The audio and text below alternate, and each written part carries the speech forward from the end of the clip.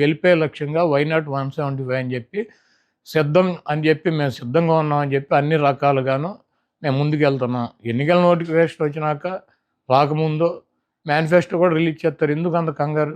తప్పకుండా జగన్మోహన్ రెడ్డి గారు ఒక మాట చెప్తే ఆ మాటకు కట్టుబడి ఉంటాడు. ఆయనకి విశ్వసనీయత ఉంది.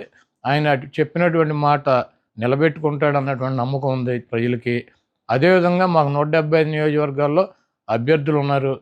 మా పార్టీ క్యాడర్ ఉంది. మాకు ఐపాక్ టీం ఉంది. మాకు పబ్లిసిటీ చేసుకోవటాకో లేకపోతే గడప గడపకి జగన్మోహన్ రెడ్డి గారి మేనిఫెస్టోని జారీ చేయడానికి 24 గంటల సమయం మాకు చాలు. కాబట్టి మేనిఫెస్టో జగన్మోహన్ రెడ్డి గారు రిలీజ్ చేస్తారు. వెయిట్ చేయండి. చంద్రబాబు గారు సచివాలయాన్ని కూడా తాకట్టు పెట్టేశారని అంటున్నారు. ఈ రాష్ట్రంలో 4 లక్షల కోట్ల రూపాయలు అప్పులు ఉన్నాయి. దాంట్లో 2,50,000 కోట్ల రూపాయలు చంద్రబాబు నాయుడు చేశాడు. 4 లక్షల రూపాయల్లో 2,50,000 కోట్ల రూపాయలు జగన్మోహన్ రెడ్డి గారు చేసినటువంటి అప్పులు. ప్రభుత్వ ఆస్తులు తాకట్టు పెట్టకుండా బ్యాంకులో లోన్ ఇస్తారా? ప్రభుత్వ ఆస్తి తాకట్టు పెట్టకుండా బ్యాంకులో లోన్ ఇస్తాడా?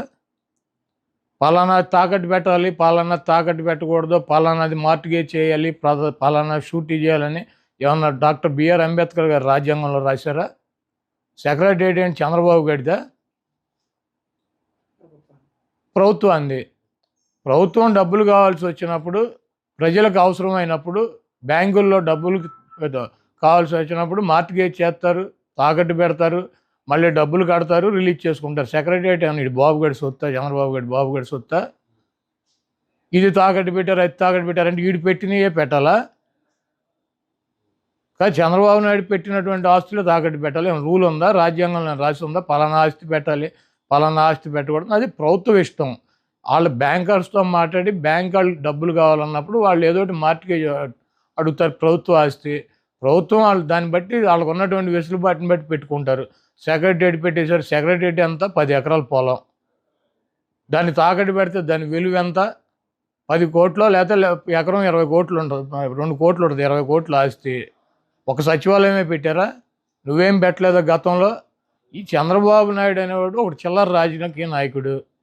ఆయన చేస్తే సంసారం, పక్కన వాళ్ళు చేస్తే వ్యభిచారం అని చెబుతాడు. కాబట్టి ఇటువంటి చంద్రబాబు లాంటి 420 మాటలు ప్రజలు పెద్ద పట్టించుకునే పరిస్థితులు లేరు. చంద్రబాబు నాయుడికి అభ్యర్థులు ప్రకటించుకునేటువంటి పరిస్థితి లేదు. చంద్రబాబు నాయుడు అలయన్స్లో పక్కన వాళ్ళని నమ్మించేటువంటి పరిస్థితి లేదు. ఆ ఓట్ బ్యాంకు ట్రాన్స్ఫర్ అయ్యేటువంటి పరిస్థితి లేదు. నేను ఒకటే అడుగుతున్నా, చంద్రబాబుని సమాధానం చెప్పమనండి. 30 మంది పైన తన సామాజిక వర్గం 3% ఉన్న వాళ్ళకి 30 మంది కమ్మ వాళ్ళకి సీట్లు ఇచ్చాడు చంద్రబాబు నాయుడు. పవన్ కళ్యాణ్ అడ్డం పెట్టుకొని కాపులు ఓట్లు గంపగుత్తగా వేయించుకోవాలని ప్రయత్నం చేస్తున్నాడు. 20% పైన ఉన్నటువంటి సామాజిక వర్గానికి ఆయన ఇచ్చిన సీట్లు అన్నీ 24గా? ఆయన కులానికి ఇచ్చుకున్నటువంటి 30 సీట్లు ఆయన ఇచ్చేసుకున్నాడు ఆయన పార్టీలో.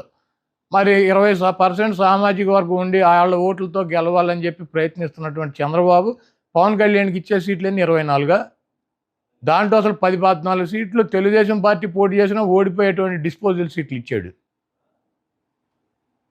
ఇవన్నీ ఆ సామాజిక వర్గం గమనించట్లేదా? చంద్రబాబు నాయుడికి బుద్ధి చెప్పరా? 3% తన కులానికేమో 30 సీట్ల, 20% ఉన్నటువంటి ఆ సామాజిక వర్గం గంపగుత్తగా ఓట్లన్నీ ఎంచుకోవాలని ప్రయత్నిస్తున్నటువంటి ఒక రాజకీయ పార్టీకి 24 సీట్ల ఇవ్వటానికి ఈయనకన్నా సిగ్గు ఉండాలి, తీసుకోవటానికి ఆయనకన్నా ఉండాలి. వీళ్ళిద్దరికి వెళ్ళినప్పుడు ఓటు వేయటానికి సిద్ధంగా ఉంటారా? ఈ ఓటు ట్రాన్స్ఫర్ అవుద్దా, ఆ ఓటు ట్రాన్స్ఫర్ అవుద్దా? మేమిద్దరం కలిసాము, మీ ఇద్దరు కలిస్తే జనసేన పెట్టింది రాజ్యాధికారం కోసం అని చెప్పాడు పవన్ కళ్యాణ్ గారు. ఎప్పుడు కమ్మ రెడ్డి వాళ్ళేనా అధికారంలో ఉండేది? SC, ST, BC, minority